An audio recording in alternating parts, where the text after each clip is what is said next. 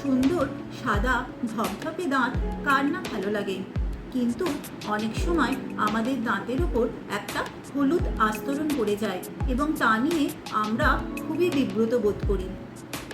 কিন্তু অতি সহজেই এই দাঁতের ওপর থাকা হলুদ আস্তরণকে সরিয়ে ফেলা যায়। কিভাবে?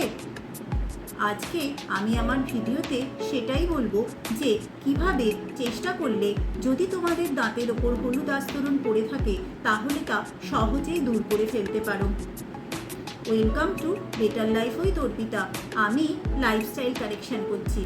তোমরাও যদি আমার মতো লাইফস্টাইলে পরিবর্তন এনে নিজেদের জীবনকে সুস্থ সুন্দর করে তুলতে চাও তাহলে আমার এই ভিডিওটা পুরোটা দেখো।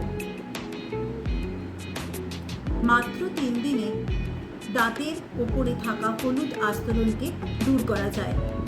কিভাবে? কলার খোসা দিয়ে দাঁতের ওপর ম্যাসেজ করলে মাত্র 3 দিনে দাঁতের হলুদ আস্তরণ ক্লিয়ার হয়ে যায়।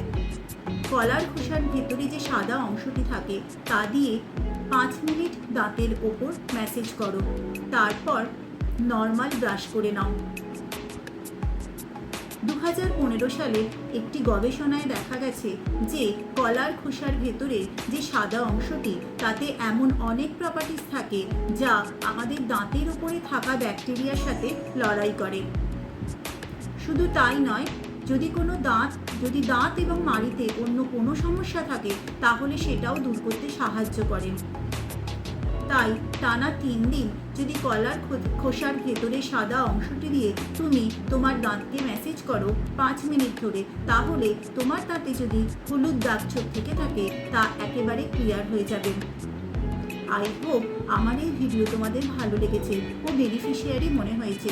যদি আমার এই ভিডিও তোমাদের ভালো লেগে থাকে এবং বেনিফিশিয়ারি মনে হয় তাহলে আমার এই ভিডিওকে লাইক করতে ভুলো না এবং শেয়ার করো তোমার ফ্রেন্ড ও ফ্যামিলি মেম্বারদের সাথে, যাতে তারাও এই হোমমেড রেমেডির বেনিফিট নিতে পারে।